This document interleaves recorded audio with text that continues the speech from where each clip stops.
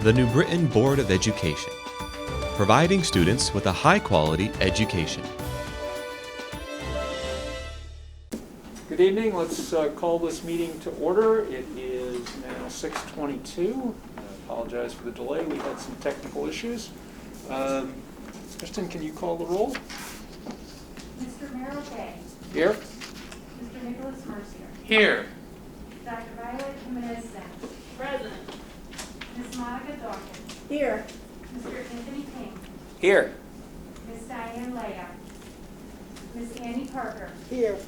Ms. Diana Reyes. Here. Ms. Nancy Rodriguez. Here. Ms. Gail Sanders-Miles. Here. Okay, we have a quorum. Diana Leah has resigned from the board. So hear more about the reason for that later on. Let's move to the Pledge of Allegiance. And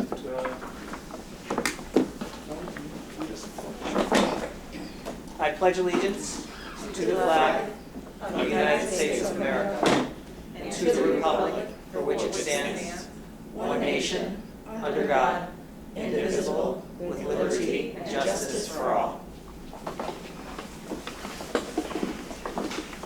okay, and so let's now have a moment of meditation just to think about what's going on in the world.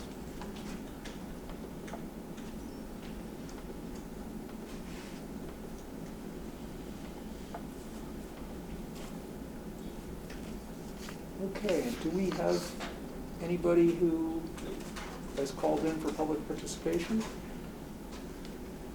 I do see a phone number up there that ends in 47.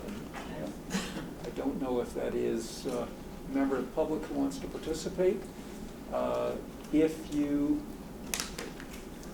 called in and your phone number ends in 47, okay, I see you have unmuted yourself. I have. Hi, I'm here. My name is Christiana Smith. Do I have to give my address? Yeah. Okay. It is 160 Washington Street, apartment 4N as in North, in New Britain. I'm just calling to check in about removing SROs from physical school. I know that a lot of people called in and spoke with the City Council, and City Council said that that's really something for the Board of Ed to decide. And so it seems as though they don't have strong opinions one way or the other. So I'm hoping that, that's still an issue that's being brought to light, especially under these very stressful conditions. Like, we want to make sure that the mental health and safety of all students is being centered, and I'm not sure that SROs are contributing to the mental health and safety of especially our Black and Brown students. So just wanted to bring that to light and say again that that's something that I'm hoping the Board of Ed can address moving forward. Okay, thank you for that. And do we have any other people who called in for? I don't see any other phone numbers on the list. Okay, so we will close public participation and move on to the superintendent's report. Thank you. You received that email from Matt Canada sorry it got there a little bit late. I just wanted to give you all an update on where we are in terms of facilities, etc. So I'm just going to start at the top. When I met with you last month, we had several areas of concern around ventilation with a lot of work. Our facilities department, our maintenance department, and one of our partners came in. 100% of our exhaust fans in all classrooms and all bathrooms are running. There is remaining work which does not impact the building. Pulaski and Slade Gymnasium and cafeteria exhaust fans need repair. They really need motors. They're on order, they're coming in. But at present, we're not using the cafeteria or the gymnasiums at either of the large metals. But all of the classrooms, the hallways, the bathrooms are all on and running. So that's great news for us. The rooftop units, this is from the Excel sheet if you remember. 100% in all buildings are working. We can now open up the damper, or we can override the dampers through the energy management system. So that wasn't something that was functioning in all buildings. It is now 100%.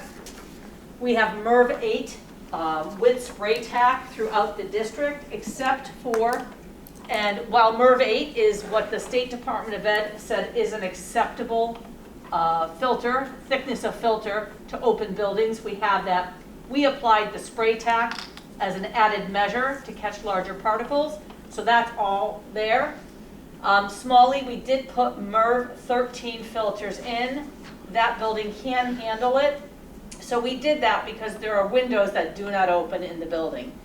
And we wanted to just ensure, because we know there can't be that airflow with the windows open, that we put the MERV 13 filters in Smalley.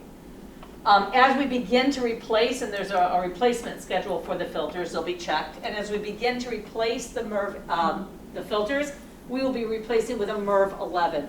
Not that it's needed, the state is saying we're fine with the 8s, but we said, well, we have access to them, so we're going to use the 8s now with the spray tack, and then when they are dirtied or need to be replaced, we will put in MERV 11s, which catch more particles. Hold on, sorry, just lost it. Are they tracking that in school, dude? Everything right now, and again, you know this, it's something that we have not really taken full advantage of. Mr. Dion is all about taking full advantage of that. Our new special projects manager, that is one of the first things we're going to be working on to assure that custodial things are put on there. Facilities custodial, it's because it's always been maintenance. So there's another side that you can use that makes it custodial. So yes. 30 UVs are arriving tomorrow. And they will be installed, 15 of those UVs will be installed at Smalley. Remember, those are the ultraviolets that we put up on the rooftop units. I hope I'm saying that right, Kevin, wherever you are. And again, just an added layer of protection for Smalley, because we know that we have windows that are not opening. Last but not least, our paper towel dispensers are coming in slowly. All the buildings have paper towels, but those 3-ply, just the old-fashioned metal ones, were in hard to get. So, but they are being installed. They're in now. We're installing them. But all buildings have all the materials and supplies that they need. Their COVID-19 package, as we like to say, for the classrooms.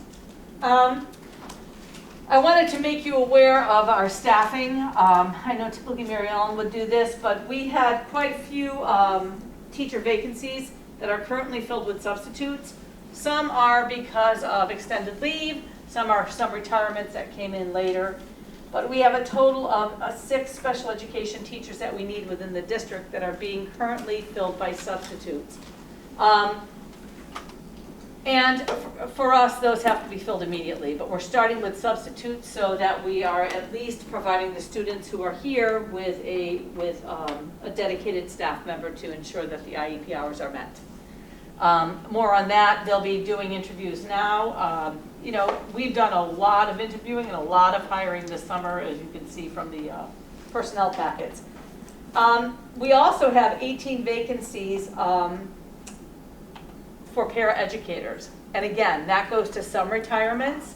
We're not as concerned with that because we only are operating, the physical students that are in our building at this point is far less than what it would have been last September. So while we will fill these positions, it's not as immediate as hiring special education teachers and getting them on site. And I will say too, and I'll be talking about preschool a little bit later on, I met with Mary Ellen and Terry Turcott, Danielle Singleton, who runs the KEY program. And we know our preschool numbers are low, and they have strategies to make sure that by the end of this month they fill up those slots. But in the meantime, we're going to be having the teachers, and again, our class size can be at 14. We're not currently at 14, but we have 75 birth to 3 evals that need to be done, and they're lengthy, they take time. So what we're going to be doing is taking the staff that is not currently working with students, because we've got additional staff at the preschool level, and having them work on all the birth to 3 evals, which will be a great help to the pupil service department. So that's what they will be doing from now, probably for a good month, until our slots are filled. Sorry, my phone keeps going off. All right, that was staffing. Matt provided with us, we did get to about 70% of our families that responded. And it's been consistent. It's consistent split. And I did provide for Merrill today just a general what we think the attendance was. It was kind of hard on day one. I know that Mike and Sandra, we did receive guidance from the State Department of Ed today regarding attendance for remote learners, right? There was a workshop on that. We do know that they must be present virtually in order to be counted in the classroom. So today at the high school, I believe we had 690 students in person at the high school, which is consistent with what the survey said, right? We have about 2,400 students in the building. 50% of the families are saying that they're going to do remote with their child. That would give us about 25% in person on a daily basis, and 690 is a little bit more than 25%, but kind of falls in line with what the families were saying they were going to be doing with their children. And similar, I mean, Mike and I toured the district. We didn't get to every building today, but many. You know, again, first blush, Pulaski's numbers were pretty high in the classrooms. You know, I would see between 12 and 14 students, I think. Slade's may have been a little bit lower than Pulaski's in terms of students coming for the in school. I mean, and again, there will be tweaks and fixes along the way, because if we see heavy numbers of students coming in one cohort, if a parent is amenable to changing to another cohort to reduce numbers. But again, what you don't want to do is change a parent's schedule now, right? I mean, they are committed to this, but there are maybe some that won't mind switching over. We just want to try to balance out the numbers, but that's going to take some time. We have to wait and see. I think we all believe, and just speaking to Commissioner Cardona this morning, we believe that the students are going to slowly come in, right? And parents are waiting, maybe they're apprehensive, and maybe they're going to say after a month, well, it's okay. Maybe I will. And that's why we want to leave our doors open, because I think we all can agree that in-person is the best. We have a great model for virtual, but it's difficult, right? And it was nice to see the kids in the building today. It just was really nice for them to be there. So that's our update with our students. I have to give a shout out to my building admins. They did a really good job. When I say smooth, it was a smooth opening. Are there glitches? Yes, I know I did get some parent feedback, and there is some concern over New Britain High and the lack of social distancing congregating this morning before they entered the building. And again, I will say to that, I know Mr. Pierce is going to have more staff out there tomorrow. And also we had troubles with the machine, the attendance swipe, thank you. The swipe for the attendance. And so hopefully that's remedied. I think in the end, Mr. Foran, we just we just let the kids go in. Yeah, I think it wasn't as much trouble to swipe as some of the freshmen, as happens every year, didn't get in previously to pick up a card, so that caused about a 5-minute delay, but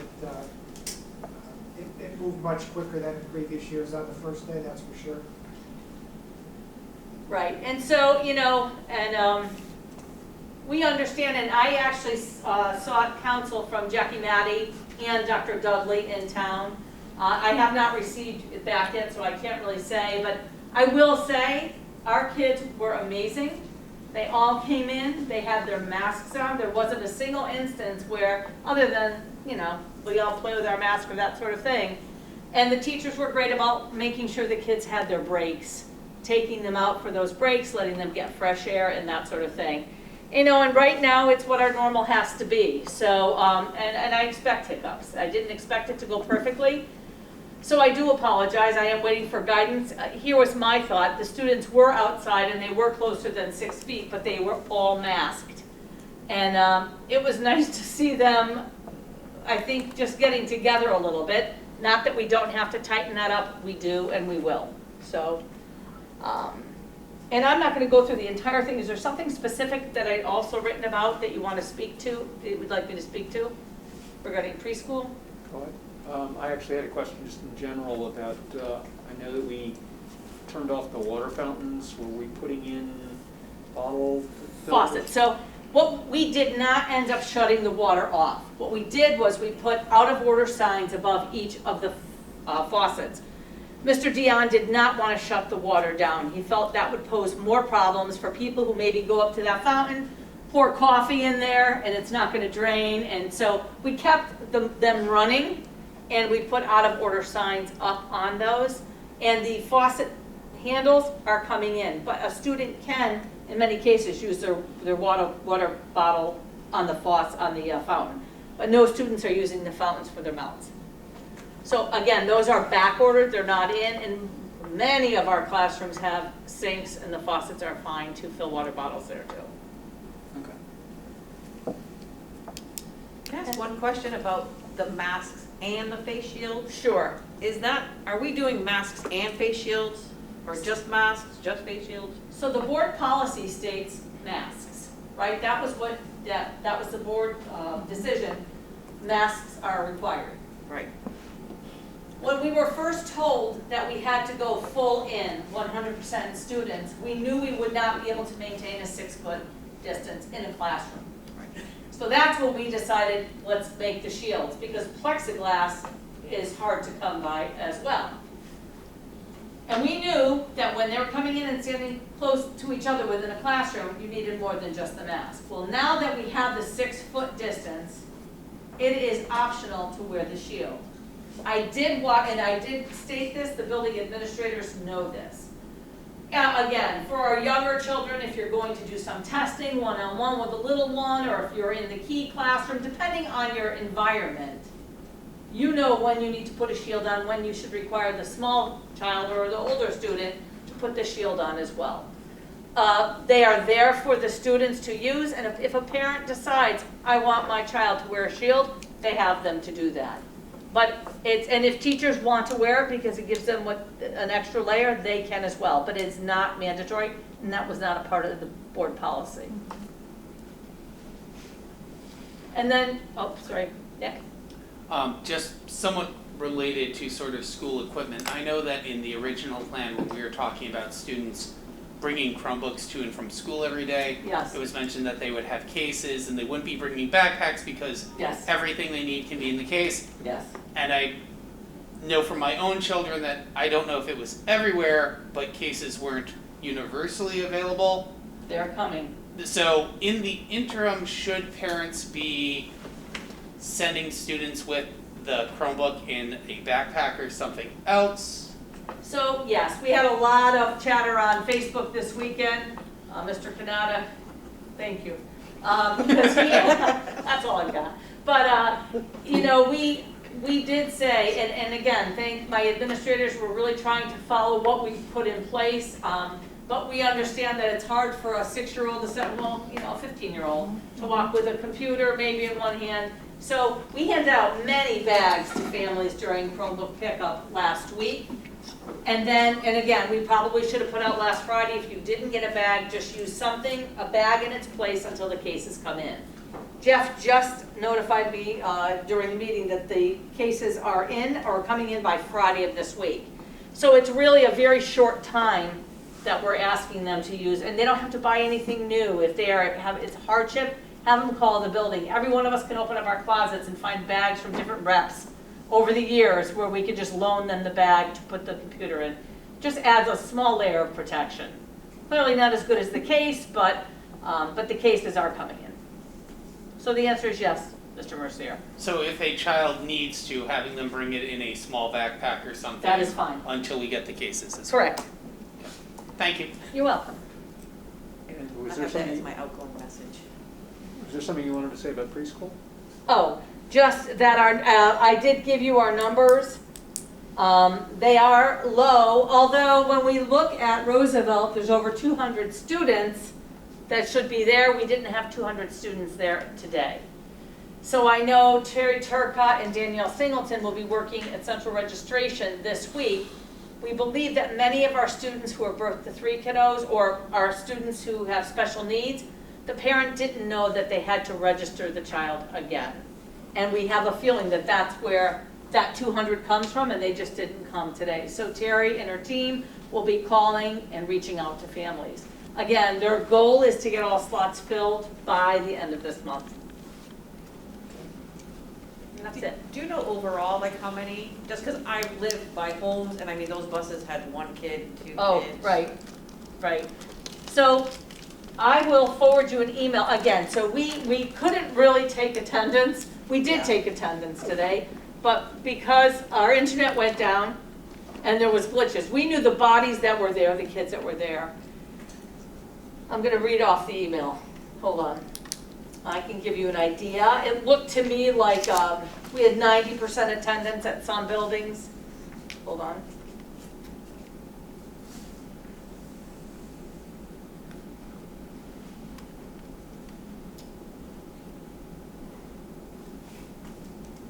So I'm really super curious, that 30% that didn't respond, what did they do? Well, not interestingly, we had probably 112 families over the summer withdraw their students, which means that they were, and again, we had in our office, several of our staff just informing the parents if you withdraw versus if you go remote. And so we stopped many from withdrawing because they found out what remote was. So the ones that did withdraw, either they didn't reach out to us and simply just, we tried to reach out to everyone to make sure, but we still had about 112 parents that withdrew their students. And I'm trying to find this email. Hold on. Matt, were you a part of that?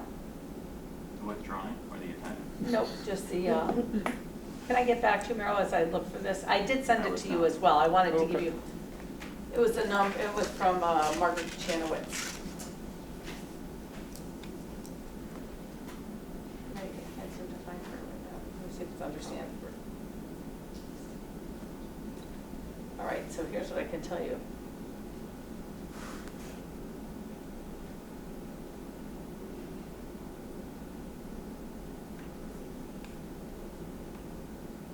I found it if you, Did you find it? it'll open.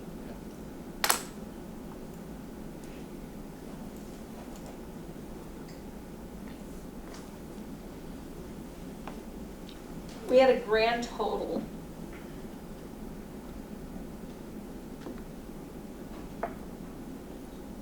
of, right now, 1,200 students.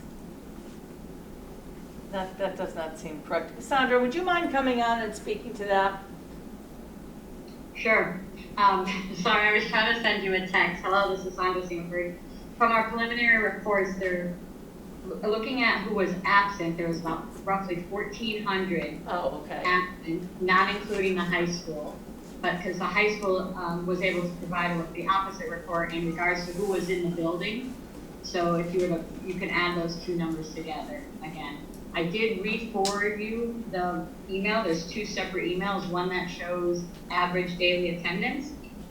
And if you're looking at individual schools, we can share with you that kind of data. But again, I just want to emphasize, this is preliminary data.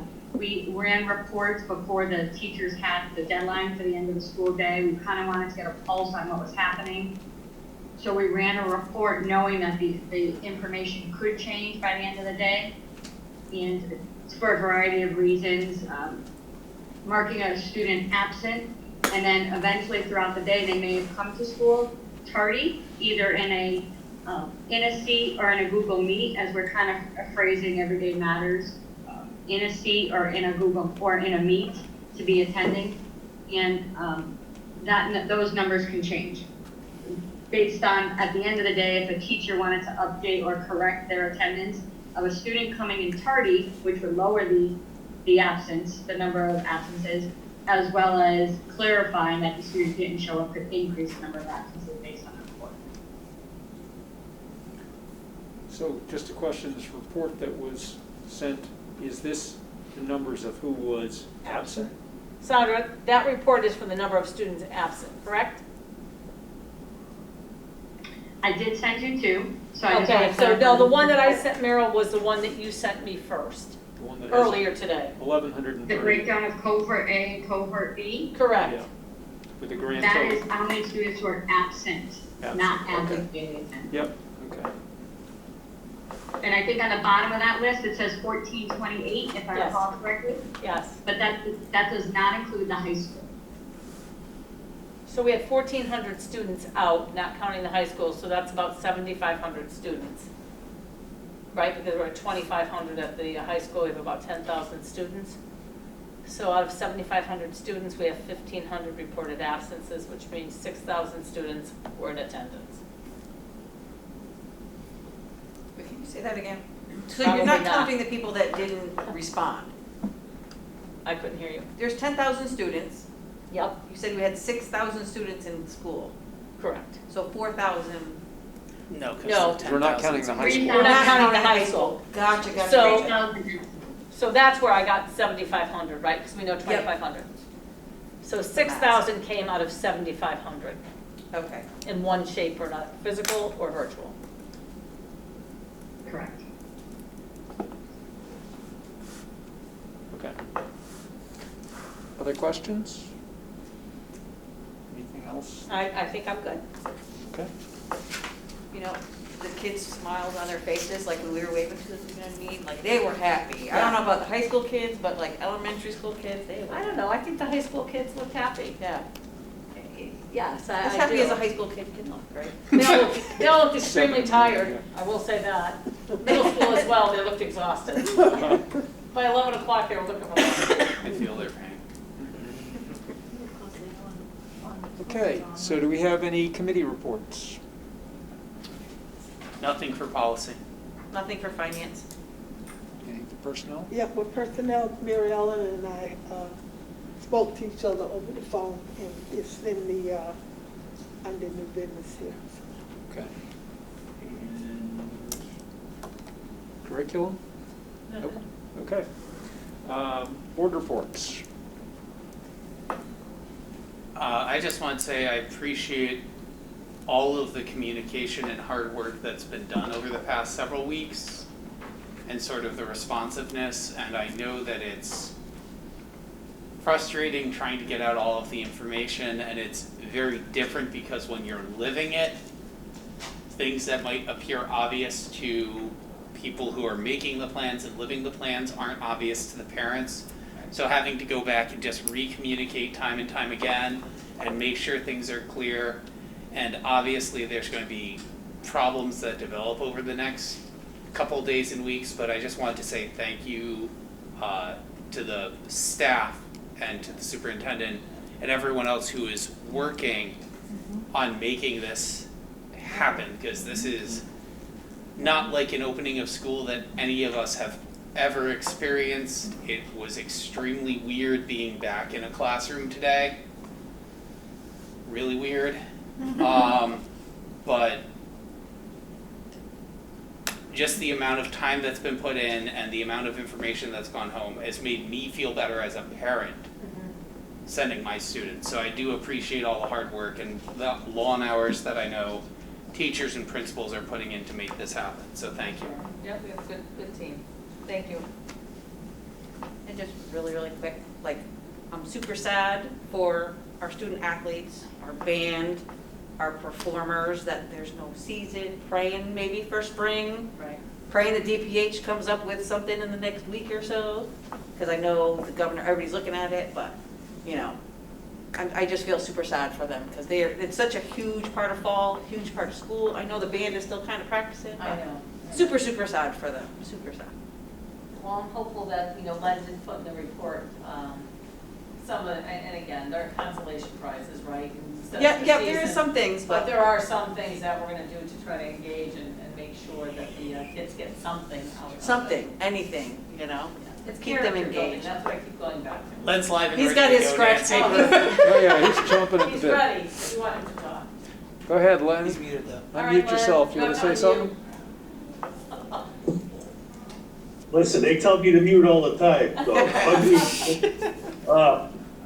Okay, basically, the CIAC and the Connecticut Department of Public Health, DPH, haven't come to any agreement on 11-on-11 tackle football. And with that being said, the CIAC has started to work on some alternative activities that could be offered to football teams and programs throughout the state. And I'll just run through them.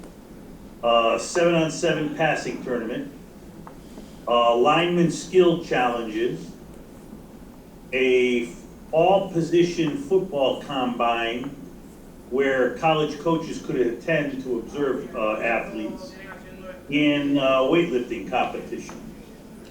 Now, since the, you know, the up to the minute info from the CIAC is, the governor said today in his meeting that he would like to see football, high school football played later on in the year. So that's a positive. And the other thing is that the Republican Senate has written a letter to the governor, you know, asking why there's the discrepancies between, you know, midget football and Pop Warner football being allowed to play, and then high school football not being allowed to play at this time.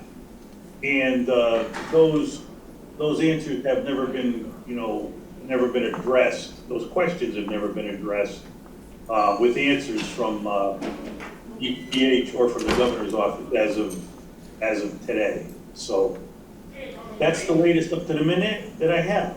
Okay, thank you. Any questions? Maybe the band play for soccer? Did Just trying to save the band a little bit, I don't know. No, I didn't hear. Could the band play for soccer games? Yeah, I mean, that could happen. The only difference is Sorry. there isn't a halftime at soccer. Oh, There's- that's right, I don't know soccer. There's you know, there's a little break for the periods, but it's not a halftime where, you know, where they're really, there's that much of a break. But they could definitely go into the stands and play, you know, play the national anthem, and then play throughout the course of the game if they, you know, if they so desire to do that. We haven't gotten our schedules yet. We should be getting them either tonight or tomorrow morning for girls volleyball, boys and girls soccer, and cross country. Those should be coming in with the season starting October 1st. And that's all I have. Any other questions? Seeing none, you can mute yourself again. You're back. Told you to Lenny. mute, Lenny. What was that? He said you can mute yourself again. Anyway. Thanks, Lenny. All right, you're welcome. Okay. Any other board reports? All right, seeing none, let's move on to the consent agenda. Anybody want anything taken off? Did you want to take B off? No. Do you want to take B off? Well, I didn't, you had mentioned that you would provide more detail later of why. Oh, Then no, I'm good. doesn't matter. Okay. Okay. Then, All right. Seeing no objections, cast one vote in favor of the consent agenda and move on to new business.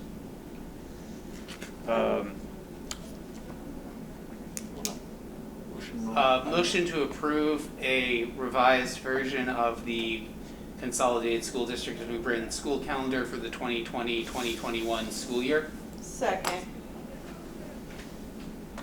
Any discussion? This just reflects, I believe, the changes of opening the 2 days later. Correct. Okay, hearing no discussion. All in favor? Aye. Any opposed? Motion carries. Next. Personnel Committee? Yes. Okay, self-report. So this is item D. I'm sorry, personnel approved contracts and employment between Consolidated School District and New Britain and ROTC Commissioner. Second. Okay. Any discussion on this? There are no changes, correct? From the typical contract that we've had in the past with the commissioned and non-commissioned officers? Mary Ellen, can you There's speak to that? nothing in the package. Sure. Hi, good evening, everyone. Great question. I was just going to point that out as well. So we have there's new changes to the what would be considered the typical contract. We just have a new commissioned officer. Officer Hendricks is starting this fall, and that's the approval for his contract. And we have a returning non-commissioned officer, Officer Grooms, who's returning this year.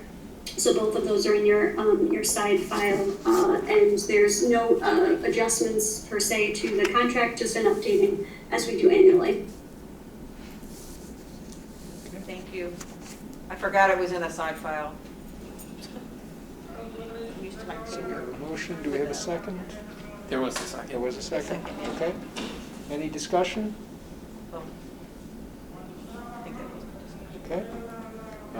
All in favor? Aye. Any opposed? Any abstentions? Okay, motion carries. Okay, next one, approve new position request for one full-time pupil service specialist out of district liaison for Roosevelt, Brookside, Pulaski, and Slade. Second. Okay. Any discussion? I'm happy to jump in if there's a question. Just to clarify, this was currently a position, or this past school year for several years was occupied as a .6 position. And there was a need to extend that to full-time, as well as an opportunity because there was somebody who was a retiree in the position, and that person is not returning. And we needed to add some additional days, utilizing Pulaski, a day at Slade, due to the high volumes of PPTs. And that's why we're requesting that position for the liaison, going from .6 to a 1.0. Okay. Any further discussion on this? Okay, all in favor? Aye. Aye. Any opposed? Any abstentions? Motion carries.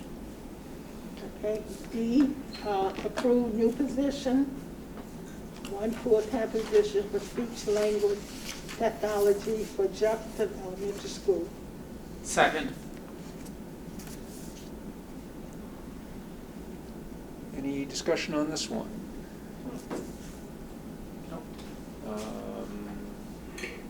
Just to give you some background to this as well, we had an SLP assistant, speech and language assistant, that is not able to, in the assistant role, do evaluations in the role as assistant. And due to the caseload, the volume is very high. We, the People Service Department, looked at the caseload and are requesting it to be an SLP position.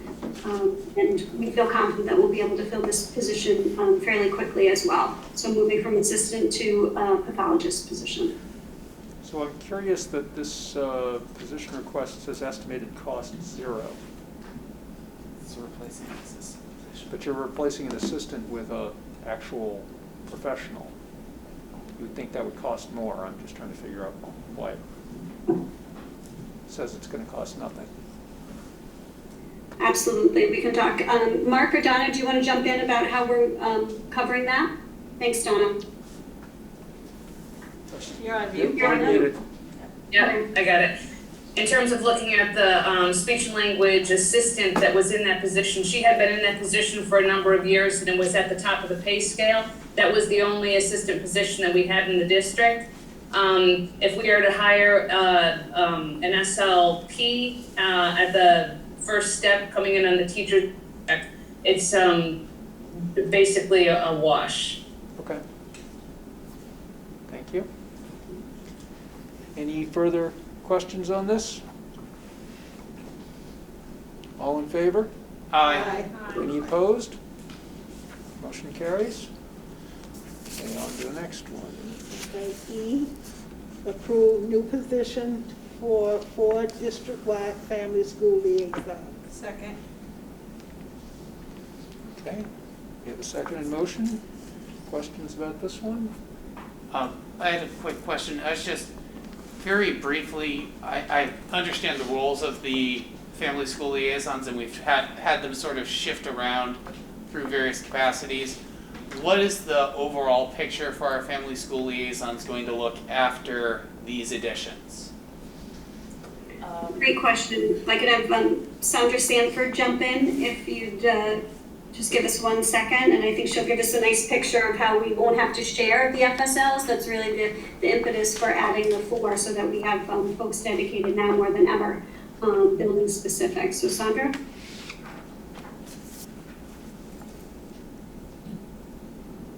Hello, hi, this is Sandra again. Hope you're doing well. We have 17 buildings in the district, and adding these 4 school liaisons will allow us to have 1 liaison per elementary school, and then add 1 to the middle school. The group, the funding sources is coming from our commissioner network as well as our state grants for these schools. One of the difficulties that our FSLs had was splitting their time between the 2 schools, and then always missing some key events in that building, and providing that time needed for those families. So this would allow the FSLs to stay in the building, which we really think is important this year more than ever, because this way there's no contact tracing, and they're not going from school to school. And it will provide those families the resources and the time they need to help log onto the computers, understand distance learning, support them during the SRL days, as well as understanding the whole concept of connecting to the school. Contact and connectivity is the goal for our family school liaisons this time of the year, ensuring that we bridge that gap to make sure everybody can connect to the classroom and all of the learning opportunities. And that's a very, very busy task right now. And we also feel like we have some quality staff that could be interested in the position, folks who have interviewed for the positions in the district, as well as community members who've shown interest. So we also feel confident that we can fill them really efficiently as well. Just a question, how many of those FSLs speak Spanish or Arabic? Our 2 big language groups here. We currently have 2 of our FSLs that speak Arabic, and we have 3 that currently speak Spanish. We are hoping for, at least at the middle school level, that is the bilingual FSL that's hired to support Pulaski specifically. It was written in one of the grants with a specific bilingual, and the hope is to continue that with the positions in the elementary schools. I have a question. So the FSL's job is like, for instance, families that have issues connecting, that we can direct them to their schools, and that FSL can help them with the, issues that they're having connecting with this. Okay. That and just reaching out to families, being the bridge, Yeah. right? Doing home visits, being a part of the school, and just helping our families feel comfortable coming in, and another touch point for our families. Yeah.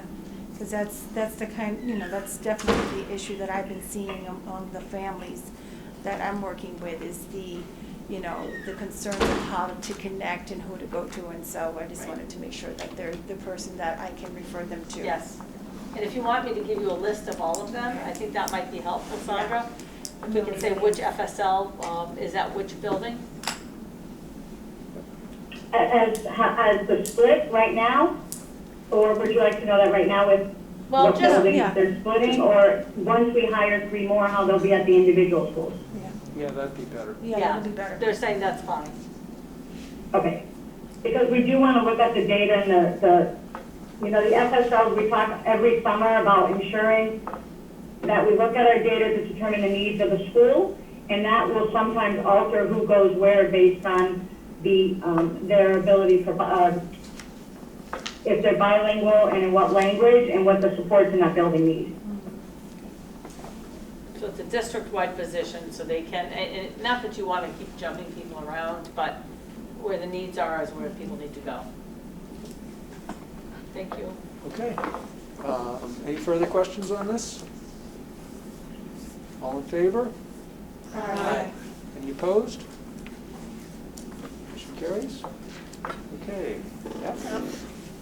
Approve new position request for 2 district-wide elementary ESL teachers. Second. Okay. Speak to this. Sure. We need 2 additional ESL teachers. Wanda Liquar and her team obviously took a good look at the needs of the students, both returning and incoming.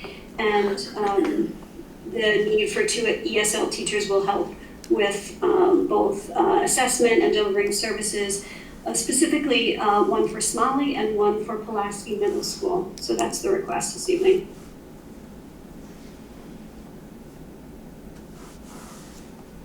Any questions about any of this? I think we'll talk about it when we talk about the budget transfers. This is actually coming from CARES Act. This one is CARES Act? Okay.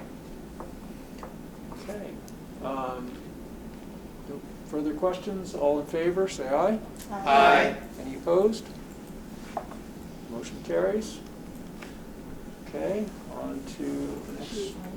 G, approve new position request for wine manager of security for New Britain High School district-wide. Second. Okay, discussion on this one?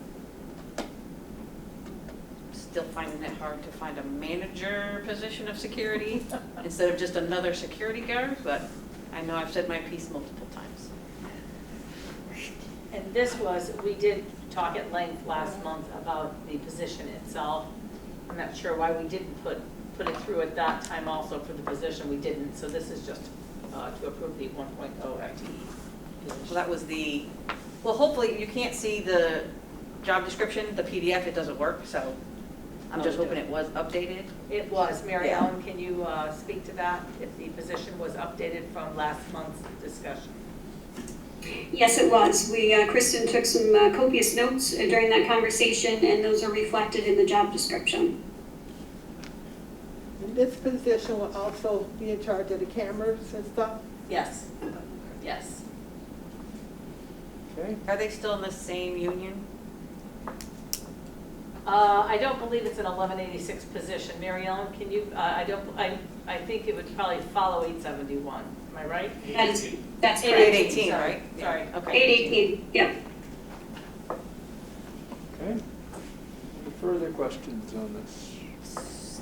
So can 818 do the job of an 1186? Like they can, that does, just because they're a supervisor, so they're gonna supervise those people, they can still do the same job? Yes. Yes, the tasks of that. Okay. Well, they supervise it. I think when you supervise, you need to have a good understanding of what the job is and to make good decisions about how you're supervising. Yeah. Okay.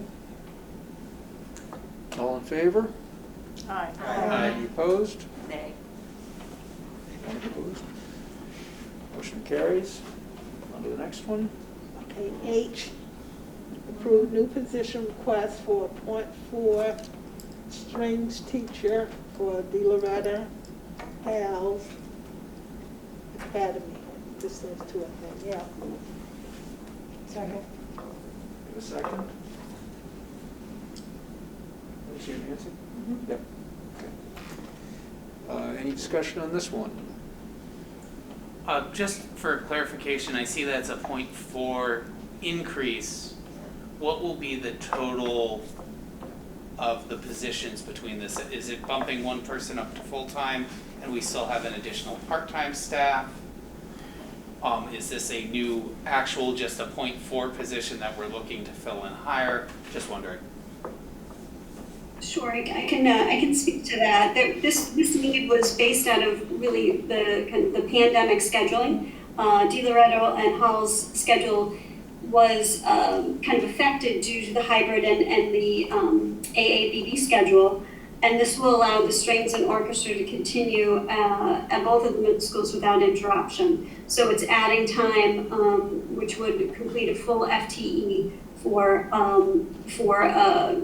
to be a 1.0, so that the person is able to, without interruption, be able to do orchestra in both locations. So we currently have a 0.6 personnel who will now be a 1.0 personnel. That is my understanding, yes. Okay, thank you. Okay. Any further questions? All in favor? Aye. Aye. Opposed? Motion carries. Okay, on to I. Motion to approve a purchase order and bid waiver in the amount of $31,000 for, where is it? Thank you. For the, Key program. thank you, yeah, it's for the key, it's for the key program, but it's partnership with Arts for Learning? Arts for Learning Connecticut, thank you, that's what I was looking for. Second. Okay, any discussion on this item?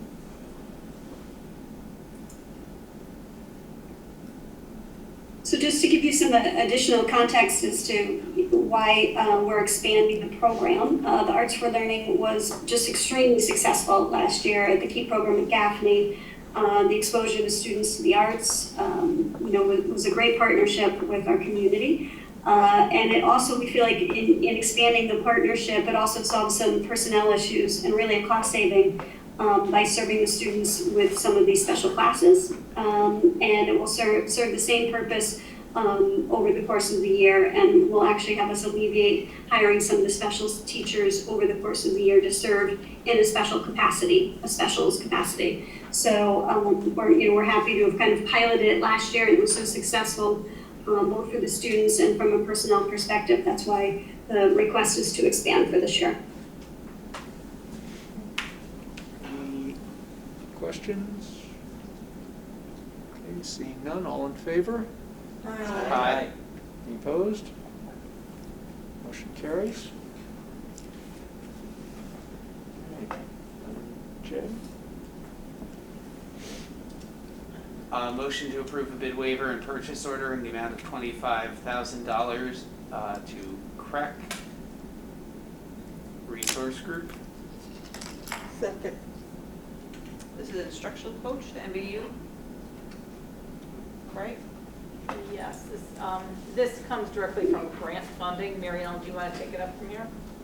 Sure. The funding is through the SIG grant, and this is a consultant that's worked successfully at the building for several years in a capacity primarily with a focus on mathematics, but this year specifically with Domain 2, which you've heard Superintendent, as well as our academics team speak so consistently on in regards to an area of focus. The consultant will work with higher order questioning and differentiation with the staff periodically throughout the school year, consistently every month. Domain 2 is planning for active instruction. That's part of the Common Core of teaching for our teachers. Right. They'll eventually phase out. Always. And that's the but there's always something too, right? So don't wait. There's always something new No once people come in, right? Okay, any further questions or discussions on this? Okay, all in favor? Aye. Any opposed? Motion carries.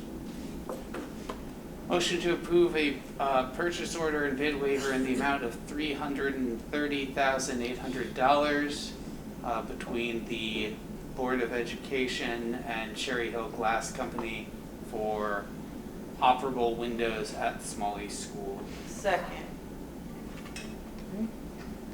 Discussion on this one. Kevin, did you want to take this one? Yeah. I think we all realize Smalley project, came in, and there's a few issues with the Smalley project. One issue we have with the Smalley project, no windows open. It was sort of a surprise later on. This is just a fix where we're actually going to go and replace, make sure each room has at least one operable window. And this is what this is, $330,000. It's not replacing all the windows, it would be significantly more. When you talk about the funding requirements, we do have the funds to do so. I think we talked about last year when we were doing the budget process that we knew we had available funds. It might be a self-insurance fund, maybe other areas. So right now, we do have the available funds. We can't afford it. It's something we need to do. And somewhere in the near future, I've been talking to the superintendent. We're going to actually start looking at our facilities operation over the next 12 months. And we're going to try to come up with a plan for the board as to where we do think we have some funds available and how we can spend it appropriately. So this is part of it. It's a small part. Do all of ours? Sorry. Go ahead. I agree, Lance. Would this, because it is at least in part in response to air circulation needs and things like that, be something that may be eligible for using some of our CARES fund if that's available, if we don't expend it on other things? Yes, I mean, yeah, the CARES Fund actually has an application that went out, and you're correct, Nick. The application's already out, we've already submitted our application as to how we're gonna expend it. We would have to do a revision. You know, some of the things with the CARES funds too, there may be some discussions coming up where some of the things we may have dedicated for the CARES fund, we may change our mind and use other funding that's available. And I've had some conversations with a few people on this, but yes, this is something you could probably use for CARES fund. But we do have available funds to do a lot. And they start making some fixes in the district. Okay, thank you. Good question. So this is because the windows don't open, Correct. right? Yes. Do all of our schools on the first floor or any floor on the exterior walls, do the windows open? Yes, Yes. Every school? every school. Yeah, this Okay. is unusual. Is that bad design, or is that the design of the future, that the windows will no longer open? Energy efficiency. That was, yeah. Energy efficiency? Is Right, the right. Is the thought. claim, is the, It's impractical when you think about any accident or incident that can happen in an elementary classroom at every given moment with a broken air conditioner and you're unable to open a window. yeah. Isn't fun. And you You can't know- just- yeah. No, I know, You can't I escape just- out of the building either. I mean, if there's if let's say you got a fire in the building There's no and you can't Right, get through the door. right, there's no egress. You can't even go through a window. Right. Unless breaking it first and then, you know, that would, we don't want to do that. And that's not something you can go back to, never mind. Well, Back you then. can, and again, that's something that I've tried to bring to the school building committee. And at present, they have tabled it. So I don't feel we can wait. I do think. Right, no, I agree.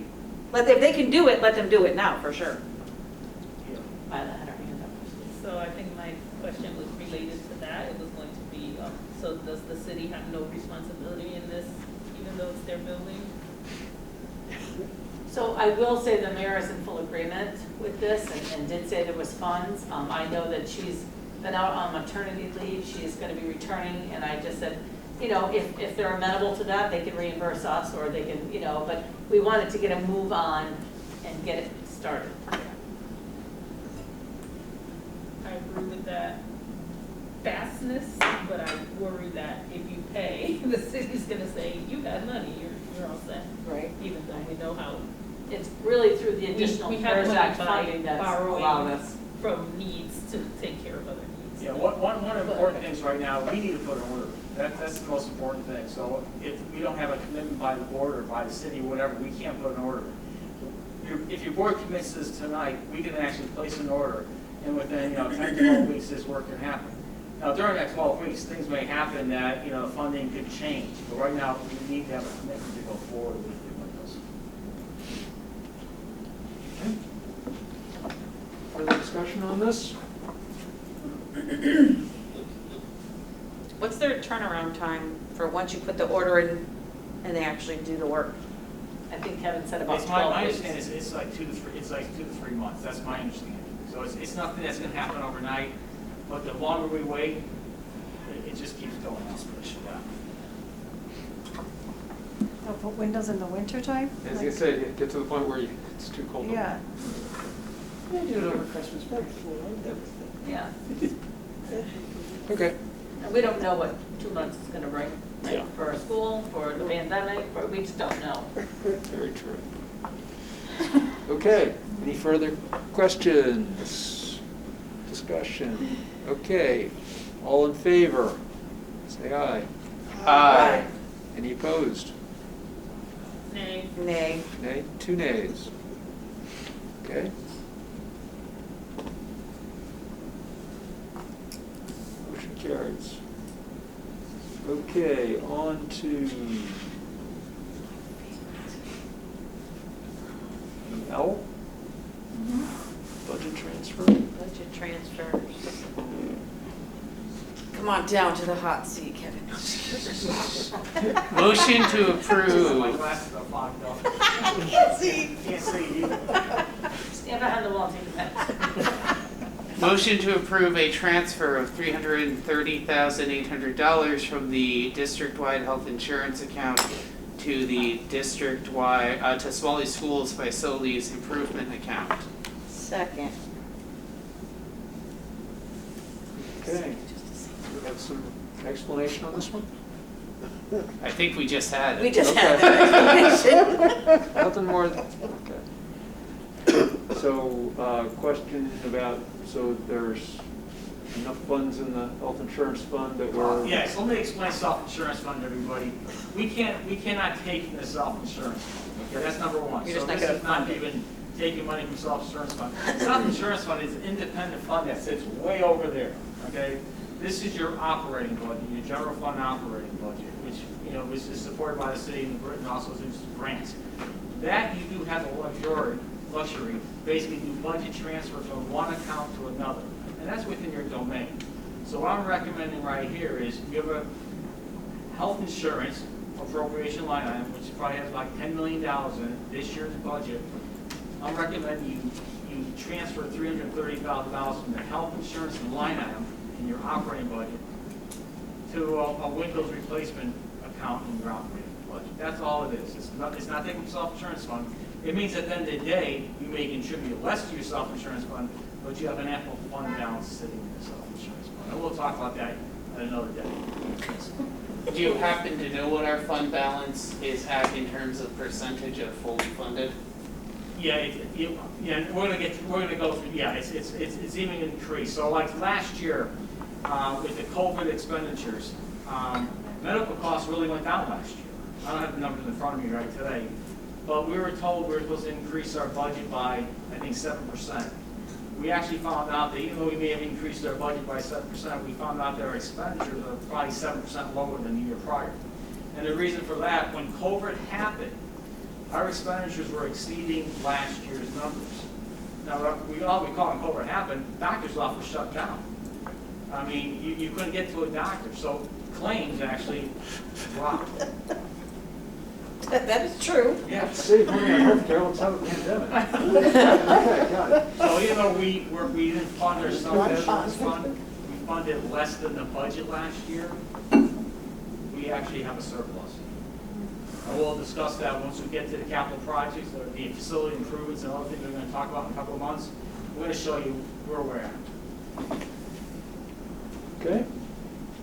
Any further questions or discussion about this? Okay, all in favor, say aye. Aye. Any opposed? Nay. Any abstentions? I Okay. can't say yes to the budget transfer if I don't approve the windows. I totally forgot about that. Yeah. I heard you say no, I think I was supposed to say nay. So do you want to be added as a nay? Chris is nodding at me. Okay. All right, so we have 2 nays, the motion carries. On to the next. Thanks for everything. When I can make a motion. I believe we just approved the budget transfers, correct? No, there's a second one, but I can't find the actual transfers. I don't know if it was just, that was the transfer before your report. Okay, no, the transfer you approved just recently was the transfer in this year's current budget. The financial report we have in front of you tonight is the cleanup for last year. Okay. Usually we do that in the October meeting. We close sooner this year, so. You're ahead of the game. Thank you. Yes, I misread, I'm sorry. Motion to accept the finance report and approve the budget transfers for the fiscal year 2020 budget. Second. Okay, questions, discussion? I'm actually good because it was last year. Okay. Just honest. Anything you think we need to know about this? I'm sorry.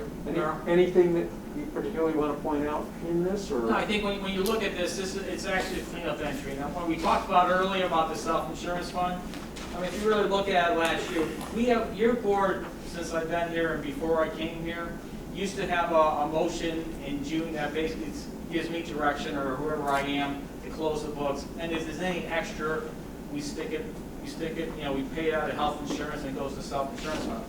This year, when you look at the numbers, and you look at page,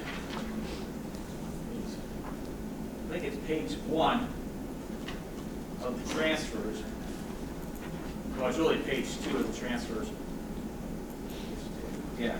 You're gonna see health insurance. You're gonna see health insurance have the original budget for health insurance was $11.5 million. What we actually expended was $10.8 million. So, as a board, you're contributing $600,000 less to the self-insurance fund than we budgeted, just to make everything whole. At the same time, what you're not looking at here is our grants. Every year we put our budget together, we budget money in our grants for health insurance, we budget money in our local. And in reality, they're both the same, okay? So at the end of the day, if one number was $5 million and one was $11 million, we budget $16 million. What we're seeing last year is we actually are putting less from our grants than we anticipated. So when you look at that $600,000 in the local, you're probably seeing another $200,000 and change less from the grants. And we still end up with a surplus. So those are numbers you have to look at. Yes? I have a quick question about the purchased other services. Are we not, oh, it's only 2 million. I read it wrong. Sorry. I was reading that at 25 million that we had to transfer. Oh, no. My glasses were fogged up. Sorry. Mine are too. I couldn't really see it. Okay, I'm good. It's just 2 million. Okay. Any other questions? Okay, all in favor, say aye. Aye. Any opposed? Any abstentions? Motion carries. Any other business as permitted by law? Motion to adjourn? We have a motion to adjourn. Second. All right, second. Need to vote on it? I don't need to vote on it. Thank you, everyone. Okay, we're adjourned.